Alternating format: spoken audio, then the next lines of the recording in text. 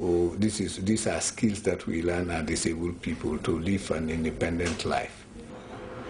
What I am advising the potential employers, let them give chance to persons with disability. I remember when I was going to school, that's an example that I want to give you and quote it from there. I don't want to mention the school, but one of the lecturers said, he doesn't think I can do that course because, you know, I don't know why he said it, but he underrated me definitely. So when I appealed to him and said, look, give me a chance, let me do it and see if I cannot cope with the course, then it's left to you what to do. After 4 semesters, 2nd semester, he found out that what I have done, especially in computer, I'm even far ahead of my class. So it's the same thing. If you don't give the person the opportunity, you will not know what he is capable of doing. Let them give the potential employees opportunity. They can be selective. Yes, people have let them just provide. You know, some people, once they are absorbed, they may require adaptation and certain skills. Let them give them an opportunity. This is why the disabled community is really talking to government in the direction of getting us a disability policy in which it should be stipulated that it's at least between 16 and maybe 20% of all employees in the Gambia should be from the disabled community, depending on the skills that they acquire. You don't take me to fly a plane. Yeah. You don't make a pilot out of me for a plane, because I would really go into the ocean with the plane or fly it against a wall. Find out what our background is.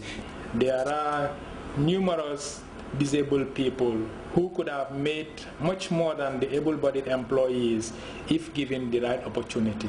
So here I would again use the occasion to advocate for potential and current employers to make their institutions more accessible to people with disability.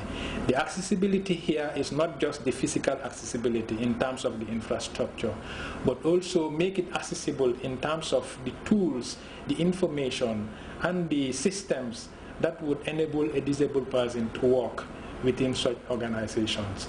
And again, I would equally appeal to the government of the Gambia, because Gambia is yet to ratify and sign the UN Convention on the Rights of Persons with Disability.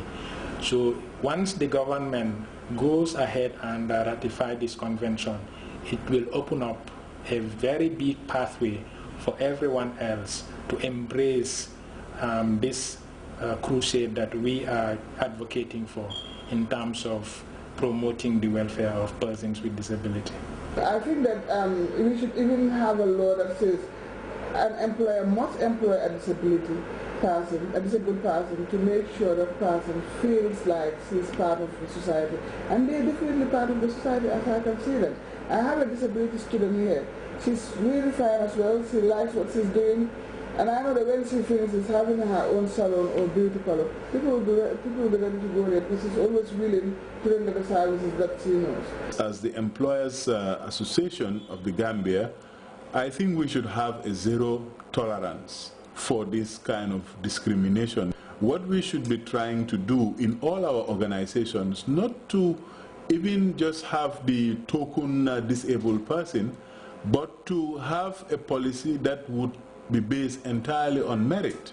And when we say merit, some of it may have to do with physical advantages, but the most important part of the work that we do in most offices is quite sedentary, whether it is inputting data on the computer or going through documents.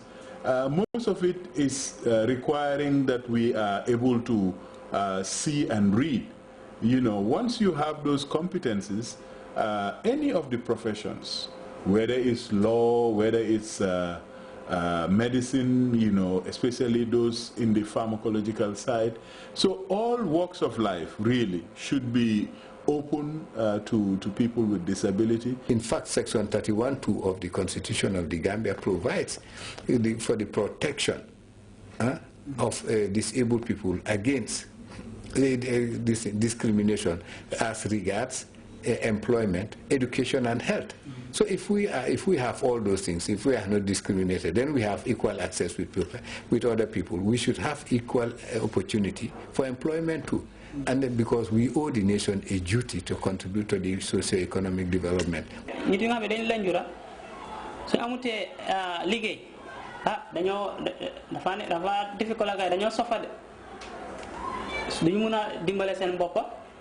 ñi dañ nekk ñu nga xam ne dañu war a am ay doom dañu war a sëy te dañu war a am liggéey soo liggéey bi moo la mun a jàppale loolu su amutee wallahi dañoo sofa dañoo waaye suñ ko amee daal dañoo kontaan dañ kontaan ba soo lu maa ngi ñaan employers yi nañ try dimbale ñiti lanjuro yi. My advice is just to give a full support for disabled people, to know that they can be part of decision making and development of the country.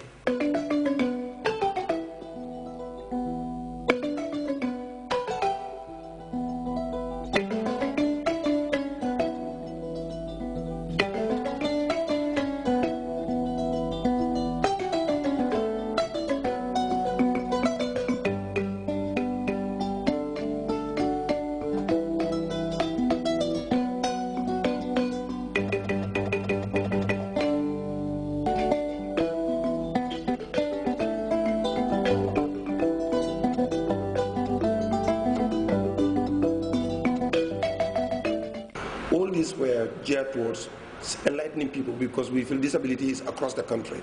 It affects all sectors, all communities, all villages, even compounds, households. Because if you are not disabled, your relative or your relative's relative may be disabled. And so we decided to go around to inform everyone about it. And so people have started coming in, and employers have also started employing some disabled persons. When we first started the registration program, because the message was not very sort of broadcast, it was not that out, we did not have that much turnout. We don't have that much people coming. But I can tell you, as of now, in collaboration with the DPOs, I must say DPO like GADO, the Gambia Association of Hard of Hearing, GADO, and GAPD, this physically challenged group, have responded very well. As at now, we have over 1,000 participants that have registered with us, both groups inclusive. We have other individuals that are coming in. They are trickling in one by one. Those people have not registered with any of the DPOs, and we're trying to see how best we can get them employed also. But all in all, we can say we've got in the database about 1,500 in the system. For those that are employed, I can say we've got 4 at MJ Beauty Salon and Hairdressing Skills Training Center in Brikamo. We have recently got 5 employed at Radville Farm in the airport, and we are in the process of finalizing 2 with Balaji. We have another sort of strong promise and a strong arrangement in progress at one supermarket, and another household is also interested in employing one. So all in all, I can say about 15 to 16 people have also already picked or are in the process of about picking employment. Inside Savers Gambia Country Office, we have one of our colleagues who is physically challenged, and he is working with the project, contributing enormously in the development of the project. He is working for a sub-regional project that is also intervening in the Gambia, Guinea-Bissau, and Senegal. We did not employ him out of mercy or sympathy. We employed him because he has the requisite knowledge and competence to do the job. Amongst the staff working here, he is one of the most dedicated. The amount of travel that he does from Gambia to Guinea-Bissau to Senegal, not even the able-bodied persons would normally do such kinds of travel. and he also does his work